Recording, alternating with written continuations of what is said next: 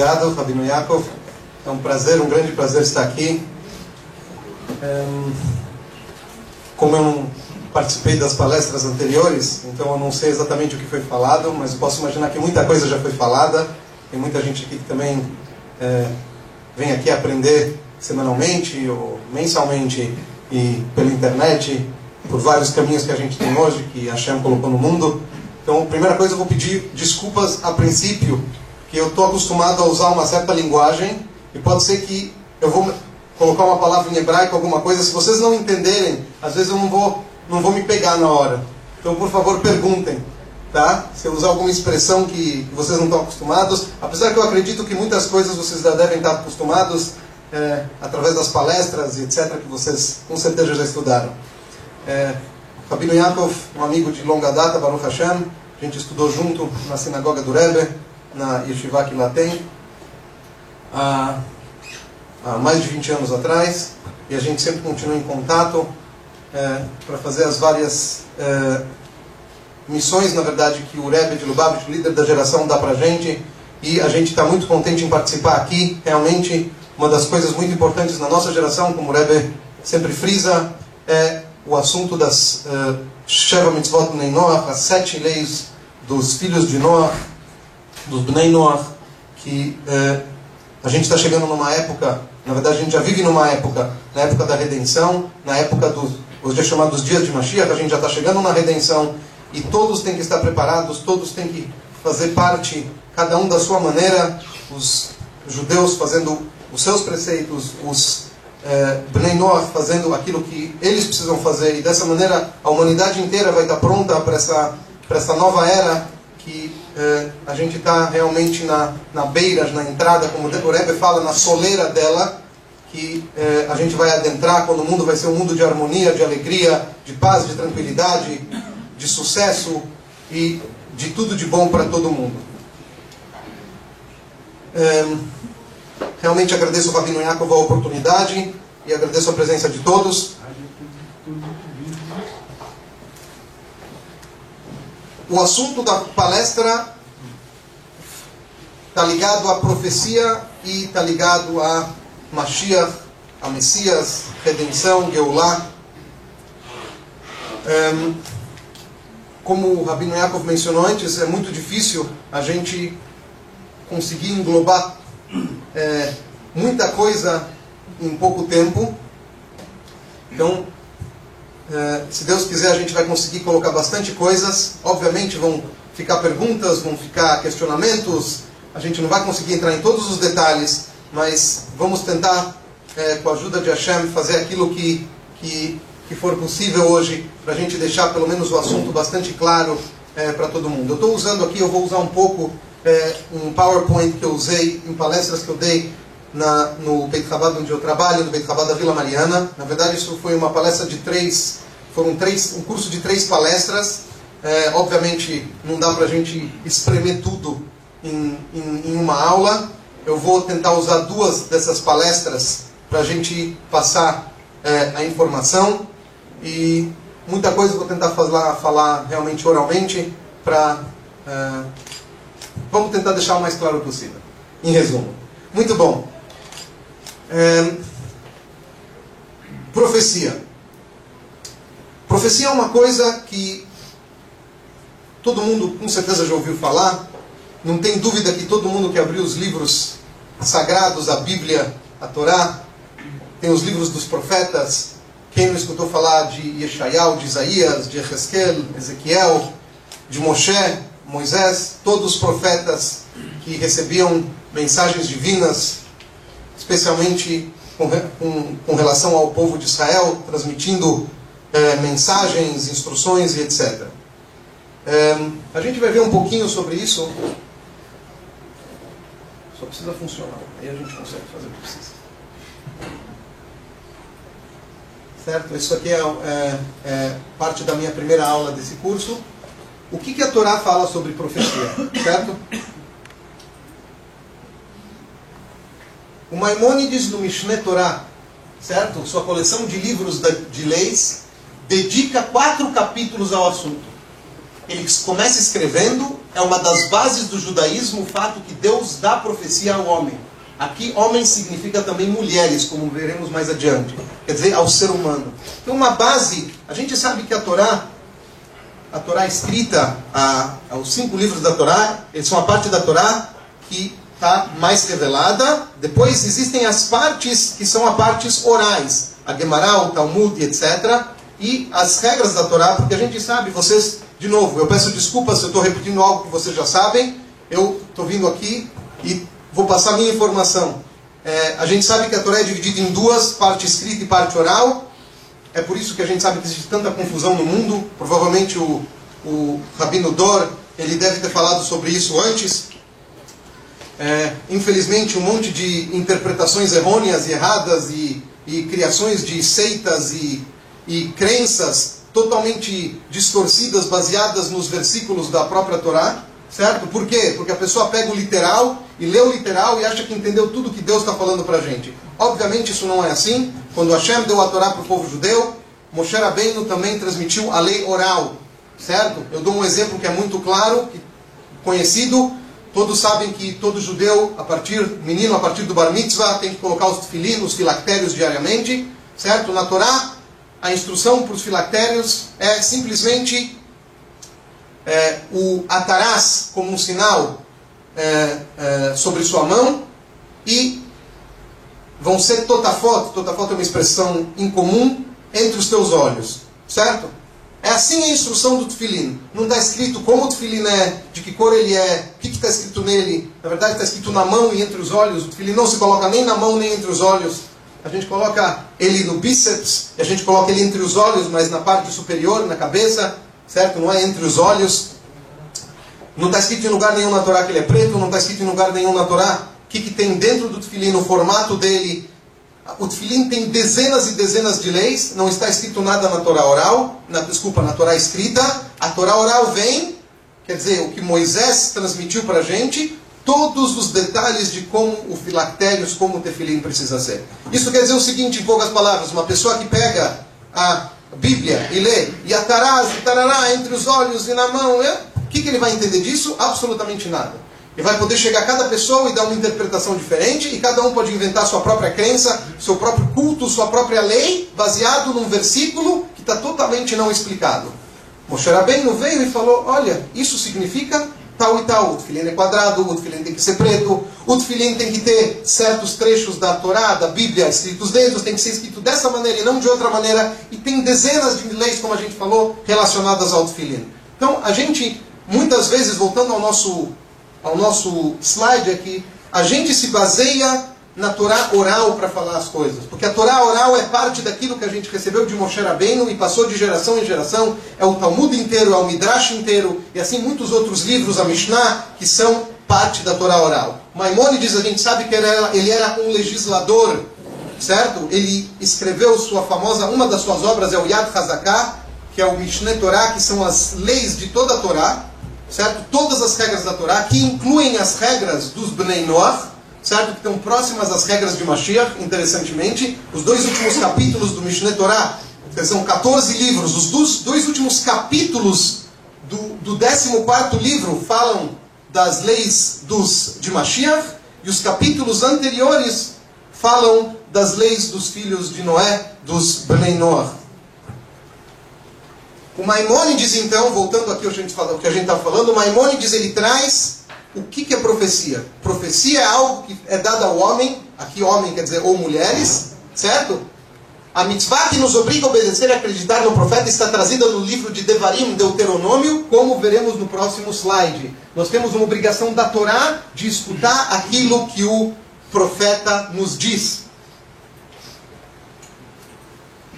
Do meio de ti, dentre os teus irmãos, como sou eu, te fará surgir o eterno teu Deus. A ele ouvireis, certo? Uma obrigação. Versículo 18, o profeta farei surgir do meio de seus irmãos, como tu és, e porei minhas palavras em tua boca, e ele lhes falará tudo o que eu lhe ordenar. Quer dizer, Hashem está falando, Deus está falando claramente, eu vou ordenar para o profeta, e ele vai passar isso para vocês. É uma das 613 leis que filho de Israel tem que obedecer. é a lei de obedecer um profeta. A gente vai ver um pouquinho mais para frente, vamos ver o que dá tempo, que com relação ao profeta existem leis especiais, certo? O profeta não é somente um rabino, um sábio da Torá. O profeta é alguém que recebe a palavra de Deus diretamente de Deus. Não é que ele leu a palavra de Deus no livro e ele está transmitindo para alguém. Ele recebeu, Deus se comunicou com ele, falou por favor, ou sem por favor também, passe isso para o povo, certo? É interessante, como eu estava falando, que chega ao ponto de que se um profeta fala para alguém transgredir a Torá, ele é obrigado a transgredir a Torá. Então se vem um profeta e fala para um rabino, fala, olha, vai lá na esquina, no bar, pega aquele sanduíche e come agora, o rabino tem que se levantar e no meio do que ele está fazendo, ir até o bar, pegar aquele sanduíche não kasher e comer porque o profeta lhe ordenou fazer aquilo. Certo? A gente tem que saber quem é um profeta. Isso a gente vai ver daqui a pouquinho. Muito bom.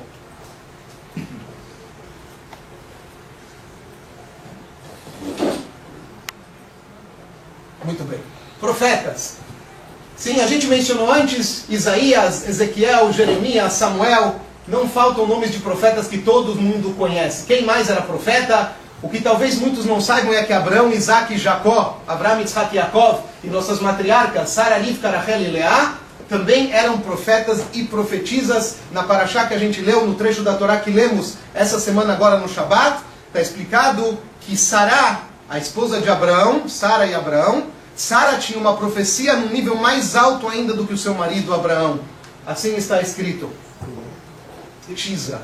Certo? Existem alguns objetivos na profecia. Eu não vou entrar agora em todos os detalhes, porque existe às vezes profecias que fazem com que o profeta ele se eleve. Simplesmente Deus mostra algo para o profeta para que ele tenha uma elevação. Ao mesmo tempo, muitas das vezes essa profecia vem para que ele possa transmitir algo ao povo. Muito bem.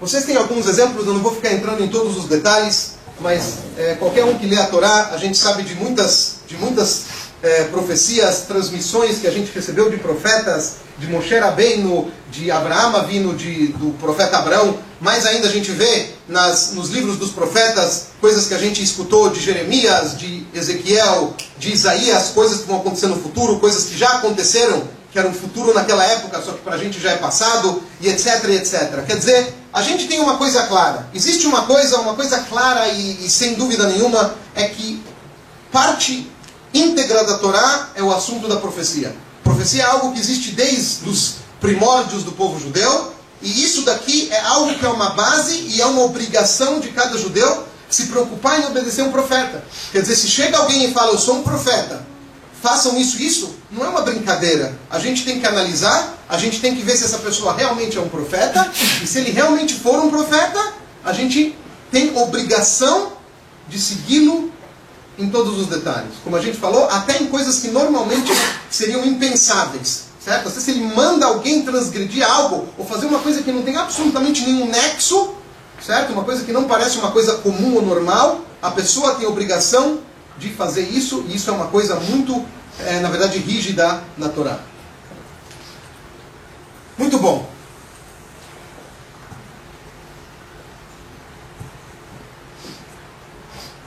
Isso, na verdade, a gente pode dizer que é parte daquilo que a gente viu agora. Temos a famosa história de Jonas, o profeta, certo? Que ele foi, isso aqui é uma coisa que realmente está ligada a Bnei Noach, que Jonas ele foi enviado até Nínive para avisar o povo, avisar os moradores de Nínive que não eram dos filhos de Israel, para que eles voltem aos caminhos da Torá, voltem aos caminhos, quer dizer, que um Ben Noach precisa cumprir. Eles faziam coisas muito erradas, eles roubavam, enganavam e etc. E ele explicou para eles que se eles não fizessem isso, o final não ia ser nada bom. E eles realmente fizeram tchuvá. Eles se arrependeram, voltaram atrás e se tornaram pessoas que faziam a coisa da maneira correta. Isso tudo está na história de Jonas, como muitos já devem conhecer. No Tanakh inteiro, na verdade, em todos os livros dos profetas, os profetas advertem inúmeras vezes o povo para que se arrependam de atos errados, muitas vezes falam das consequências. Vemos diversas e variadas profecias relacionadas à época de Mashiach e da redenção certo? Aqui temos uma figura do templo sagrado. Muito bem. Agora vamos entrar, na verdade, nos detalhes, porque a pergunta que todo mundo faz, então é muito lindo, então temos que obedecer o profeta, temos que fazer aquilo que ele manda, mas tudo bem, e quem é profeta? Certo? Eis a questão. E como eu provo que alguém é um profeta? Se alguém chegar aqui agora, de repente, fizer um milagre, fizer a minha mesa começar a flutuar, certo? E falar, olha, todos vocês têm que seguir minhas palavras, vocês todos têm que agora fazer não sei o que lá, a gente precisa seguir uma pessoa dessas? Isso é um profeta? Ou isso não é um profeta? Quem sabe ele está fazendo isso com magia negra? Certo? A Torá traz casos no Talmud e em outros livros de pessoas que usaram forças impróprias, vamos dizer, forças que não devem ser usadas para fazer certas coisas. Então, como pode ser? Como que a gente sabe quem é o profeta verdadeiro? A gente fica no enigma. Quer dizer, por um lado a gente tem uma obrigação da Torá muito forte de obedecer e seguir o que o profeta fala, acreditar nas suas palavras. Por outro lado, e quem é o profeta? Certo? Então precisamos entender como que a gente chega nessa conclusão. Então, para chegar a profetizar, a pessoa deve chegar a um nível bem alto. Veremos agora os requisitos necessários para que alguém possa chegar a isso. Certo? Então, isso tudo é baseado no que está escrito no Maimônides. O Maimônides, nas Ilhot Deot, nas leis de Deot, capítulos 7, 8, 9 e 10, são 4 capítulos inteiros. Ele dedica esses capítulos ao assunto da profecia. O que é profecia? Quem profetiza? Como sabemos que ele não é um profeta? Etc, etc. Muito bom. Ele é forte nas midot, vamos explicar. Se o Yetzer não consegue vencê-lo em nenhuma situação, ele sempre vence a inclinação negativa, tem uma mente muito clara e correta. O Maimônides traz várias e várias leis. Na verdade, a primeira lei desses capítulos, no capítulo 7, ele já traz que é uma pessoa com uma mente uma pessoa muito sábia, uma pessoa que nunca a inclinação negativa consegue convencê-lo a fazer coisas erradas. Na verdade, é uma pessoa que está afastada dos afazeres normais da pessoa. Não é uma pessoa que está no meio de todo mundo e vai jogar futebol com o pessoal. Não que jogar futebol seja uma coisa errada, certo? Mas não estamos falando nem de coisas erradas. É uma pessoa que está em outra. É uma pessoa que está com sua mente ligada a Deus o tempo inteiro. O objetivo dele é fazer os mandamentos divinos. O objetivo dele é fazer uma moradia para Deus nesse mundo. O objetivo dele é estar conectado com Deus. Esse é o objetivo. Ele não está pensando em comer, em beber, em dormir, em passear. Isso é outra coisa. O ser humano precisa comer. O ser humano precisa beber, precisa dormir. Então a gente faz isso porque Deus quer. Mas esse é o primeiro requisito. Então, uma coisa que a gente tem que, na verdade, saber é que quando a gente chega e vê alguém, ou aparece nas notícias alguém que fala do futuro e etc, etc, a gente, primeira coisa, tem que saber que não é uma coisa tão simples. É uma pessoa que, primeiramente, está desligada dos assuntos mundanos. E a gente ainda vê várias coisas. Pode ter alguém que está realmente sentado, fazendo meditação, dia e noite, e a pessoa não tem nada de profeta. Certo? Vamos um pouco mais para frente. Depois que a pessoa chega nesse nível, certo?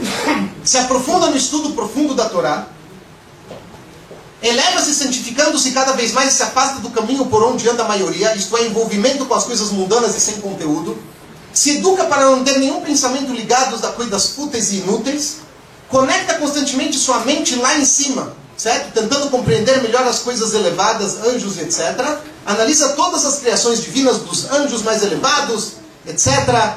E disso ele percebe a grandeza divina. Imediatamente o espírito de profecia paira sobre ele e sua alma se envolve com o nível dos anjos chamados Ishim. Ele se transforma numa pessoa nova e ele percebe isso. Tá? Isso daqui é uma coisa, vamos dizer, muito importante, mas técnica. Obviamente, a gente não sente exatamente o que o profeta está sentindo, mas isso é só para dar uma ideia para vocês. Eu acho muito importante, especialmente falando para Bnei Noach. Repito e peço desculpas de novo, não sei quantos níveis de conhecimento a gente tem aqui, não sei quanto cada um aqui já leu, não sei quanto cada um aqui já aprendeu, já estudou.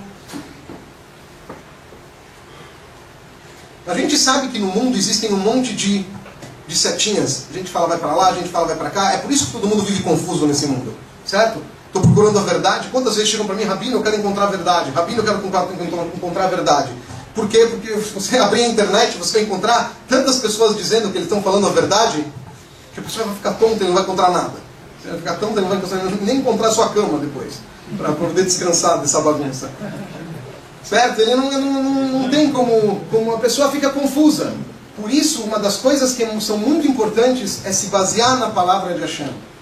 Basear na palavra divina, não somente como ela está na Torá escrita, mas também como ela está na Torá oral. Como a gente mencionou antes, ler a Torá escrita sem a Torá oral, não só que a pessoa não chega na verdade, como ele pode chegar não sei onde. Um outro exemplo que eu sempre trago, eu pergunto para alguém, vem me falar, não sei o que, está escrito no versículo, vem aqui meu amigo. Está escrito na Torá 3 vezes que a gente não pode cozinhar eu não sei, se eu for falar em português errado, me desculpem, não pode cozinhar o bezerro, é o bezerro que está escrito? No leite da sua mãe. Certo? E fala, é tão importante uma lei dessa? Imagina, Deus tem que falar 3 vezes. Alguém aqui já teve a vontade, o prazer de cozinhar um bezerro na mãe dele? Você tem uma coisa, a Hashem pode falar, não roube porque a pessoa tem vontade de ter mais dinheiro. Certo? Não faça tal coisa porque a pessoa tem uma certa vontade de chegar lá, de fazer uma coisa proibida, de fazer uma coisa que ele tem certo prazer, de fazer uma coisa que ele tem certo proveito. Quem tem proveito de cozinhar um bezerro no leite da mãe? E Deus avisa 3 vezes na Torá, não vá fazer isso. Como se fosse uma coisa que a cada 10 minutos você tem vontade de fazer. Certo? Então isso não é uma coisa... Então, obviamente, quem lê a Torá, a Bíblia, no literal, fala, é verdade, o que é isso? Então, ou que ele entende desse jeito, ou que ele vai achar explicações fabulosas e incríveis para isso. É muito simples ele pegar a Torá oral e ele vê o que tudo isso significa. Na verdade, aqui está falando da proibição de carne com leite, certo? E as 3 vezes que aparece na Torá, porque vem te ensinar 3 coisas diferentes. E não só isso, eu digo mais uma coisa que talvez vocês não saibam. Leite em hebraico, alguém sabe como fala leite em hebraico? Halav. Certo? Só que ele pode ser escrito, dependendo da gramática, que eu não vou entrar agora em aula de gramática, pode ser escrito Halav ou Halev. Certo? A Torá não tem pontinho nenhum, como todos ou muitos devem saber. Em hebraico a gente pode ler de vários jeitos. A mesma palavra, as mesmas letras que formam a palavra Halav ou Halev, formam a palavra Helev, que é sebo. Então como que a gente sabe que não pode cozinhar a carne, o bezerro, no leite da mãe ou no sebo da mãe? Certo? Na Torá não tem pontinhos, a Torá não é pontuada, porque os pontinhos, as pontuações da Torá também vieram oralmente. A gente recebeu de Moisés, que lá está escrito leite, não está escrito sebo. Certo? A própria tradução da Bíblia em português, em qualquer edição, não está escrito sebo em nenhuma delas. Por quê? Quer dizer, pelo menos eu acho. Por quê? Porque está escrito, no hebraico está escrito Halev, que é leite. Mas como que eles... Por que eu estou certo? Como eles sabem que eu estou certo? Quem falou que não está escrito sebo? Simplesmente, de novo, porque assim a gente recebeu de Moisés. Existem coisas que, até para quem só estuda a Torá escrita, ele é obrigado a aceitar a Torá oral, porque senão ele não estaria traduzindo do mesmo jeito. Certo? Eu espero que ficou claro. Mas o assunto aqui é o seguinte, por que eu estou trazendo todo esse assunto, que na verdade é um assunto técnico, para chegar ao que é uma profecia, etc., quem é um profeta, porque é muito importante saber que hoje nesse mundo existem várias pessoas que vêm e falam isso e falam aquilo. A gente tem que seguir de maneira clara aquilo que Hashem quer da gente, o que Deus quer da gente. O que Deus quer da gente, tanto o que Deus quer do povo de Israel, o que o povo quer dos Bnei Noach, é aquilo que está escrito na Torá. O que está escrito na Torá não quer dizer o que está escrito nos 5 livros da Torá, ponto final. Quer dizer o que está escrito nos 5 livros da Torá com as explicações da Torá oral. Porque se não tem Torá oral, falando de uma maneira até forte, a Bíblia, a Torá, se torna uma brincadeira.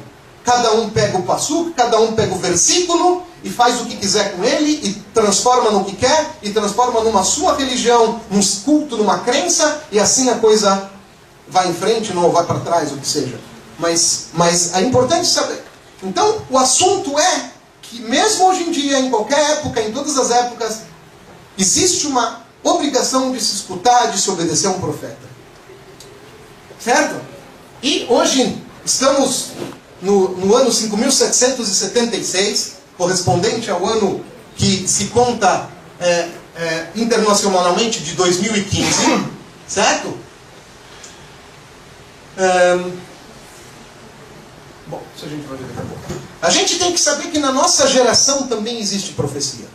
Certo? A gente fica olhando nos livros, o Yehezkel, o Isaías, Moisés, quanto tempo. E ninguém para pensar e fala, peraí, e hoje? E hoje? E cadê? Onde está? Todas as gerações do povo de Israel tinha profetas. E de repente chegou hoje em dia, a gente não tem isso. Certo? Logicamente, existem certas coisas que por causa... Bom, na época do templo, na época onde existia uma grande revelação divina, a gente sabe que existia profecia e milagres de uma maneira mais revelada. Logicamente que hoje, antes de Mashiach se revelar totalmente, antes da redenção, as coisas estão um pouco mais escuras e obscuras, vamos dizer. Ao mesmo tempo, a gente tem que lembrar que existe profecia hoje em dia. Então, aqui na verdade são mais detalhes, eu nem lembrava que tinha isso aqui.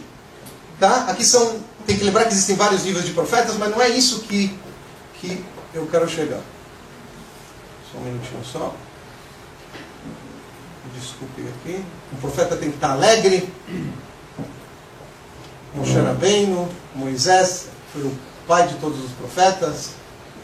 Muito bem. Moshe e Mashiach. Chegamos. Moshe Rabbeinu, Moisés, ele tinha uma profecia muito mais alta do que os outros profetas, sem entrar em todos os detalhes. Ele profetizava na hora que ele queria. Isso quer dizer o seguinte, a gente pode ver na própria Bíblia, na Torá, ele falava, temos uma dúvida, peraí que eu vou falar com Hashem. Bom, ele ia, falava, perguntava, recebia a resposta imediata, mais rápido que o WhatsApp, certo? Especialmente quando está travado, que não é o meu celular. Certo? Uma coisa totalmente automática. Os outros profetas não eram assim. Eles profetizavam às vezes não, dependia. Moshe Rabbeinu estava em outro nível totalmente. Mashiach, ele também é um grande profeta. Então, a gente faz uma pequena dedução lógica e óbvia.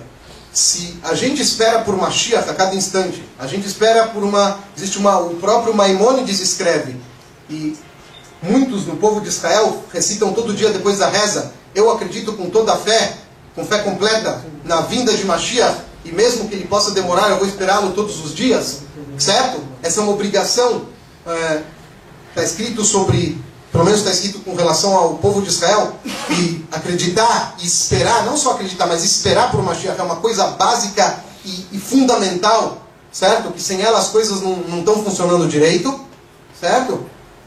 Então, obviamente, a gente espera por Mashiach a cada instante, quer dizer que existe uma pessoa em cada geração, como está escrito nos livros sagrados, que ele pode ser o Mashiach da geração. Certo? Não é que a gente tem que esperar alguém chegar, opa, merecemos, aí vai esperar alguém nascer, para alguém crescer, para alguém isso, para até não sei quantos anos. Não. Imediatamente. Foi merecido, o mundo se transforma.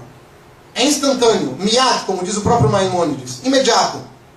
Então, se a gente sabe que a coisa é desse jeito, quer dizer que a gente tem que ter em cada geração uma pessoa que está num nível altíssimo, que é um profeta, que é um grande tzadik, um justo, que ele pode trazer a redenção a cada minuto. Dizem nossos sábios que Mashiach tem a alma de Moshe. Mashiach, ele tem, na verdade, a alma de Moshe, ela desce em cada geração, e ele é o líder do povo judeu. Diz o Maimônides que Mashiach tem um nível de profecia próximo ao de Moshe. Quer dizer, eles estão equiparados, são quase iguais. Moshe retirou o povo do Egito na primeira redenção e Mashiach nos redimirá do exílio na última e completa redenção. Eles, na verdade, têm missões parecidas, ou até iguais, só que em épocas diferentes. Moisés tirou o povo do exílio, trouxe a primeira redenção para o povo judeu. A gente festeja Pesach em todas as gerações, festejando a saída do Egito. E assim, a alma de Moshe, ela vai descendo de geração em geração, e cada geração tem aquela pessoa que, se a geração merecer, ele vai trazer a redenção, e assim vai culminar com que Mashiach, que vai realmente trazer a redenção, ele vai ser aquele que tem a alma de Moshe Rabbeinu, a alma de Moisés. Alguma pergunta? Rabino. Ops! Muitas perguntas, só um minutinho. Por favor. Eu acho que no primeiro momento, achei assim, foi muito rápido, não sei se não foi eu que não Tem entendi. problema. Mas você falou do requisito do profeta. Ele tem que ser forte, primeiro requisito, forte nas midot. Dá para explicar? Eu não expliquei. Midot, na verdade, você sabe, midot, na verdade, são os atributos da pessoa. Tem que ser uma pessoa forte no seu caráter, certo?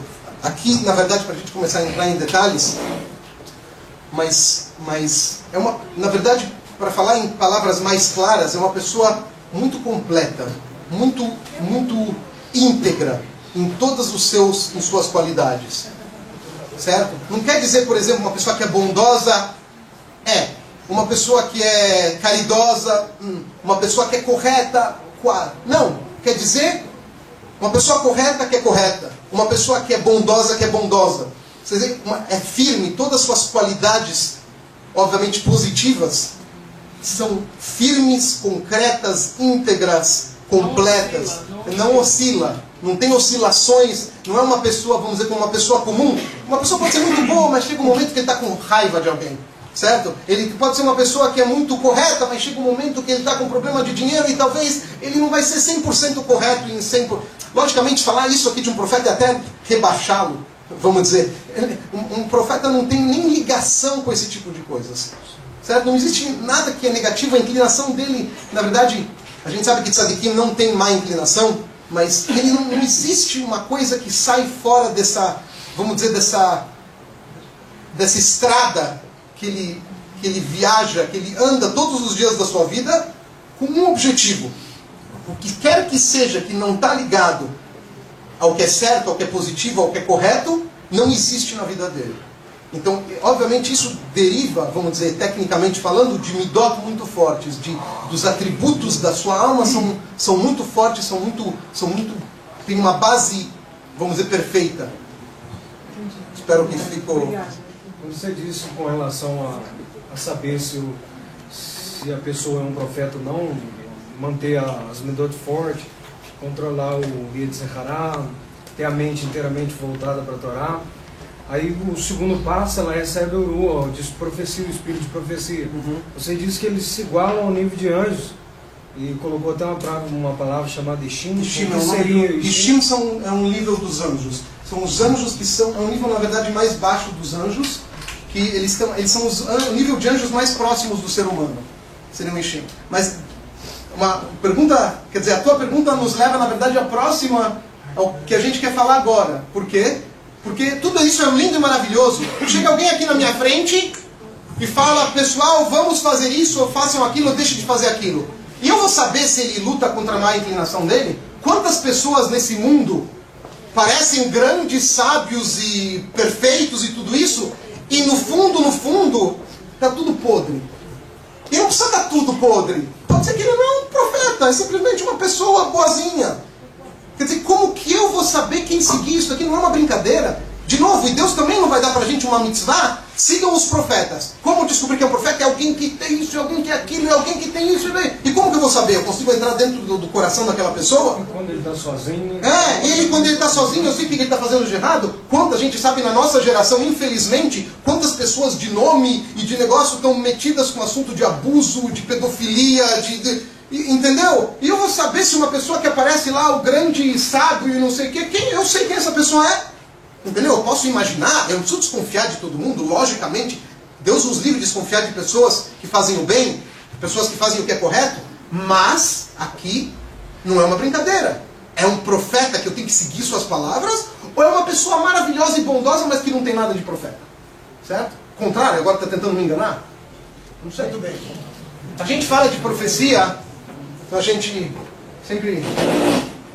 Quando eu conto uma historinha de pessoas que estavam discutindo sobre os seus rabinos, falou, o meu rabino ele é um grande profeta. Ele falou, puxa, como você sabe? Ele falou, não, você não sabe que uma vez uma pessoa que precisava fazer um business, ele não sabia se ir para cá, se ir para lá, para qual cidade, e ele falou, olha, vai para tal e tal cidade, e a pessoa foi para lá e ficou milionário, você não sabe, ele é um grande profeta. O outro falou, isso, o meu rabino, ele é um profeta ainda maior. Ele falou, como assim? Ele falou, olha, tinha uma pessoa na nossa cidade que ele não sabia onde encontrar a família dele na guerra, não sei o quê. Ele deu para ele uma indicação, ele foi para um buraco lá não sei aonde e encontrou os irmãos dele. Isso daqui é uma profecia gigantesca. Ele falou, uau, realmente? Aí ele falou, o meu rabino é um profeta maior ainda.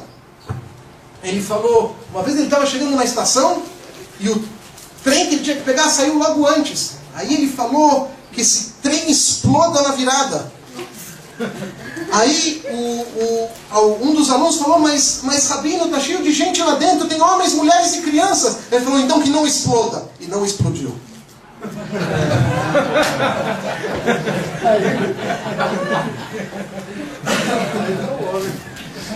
A gente queria agradecer muito o Rabino Yitzhak Broner, que veio aqui falar.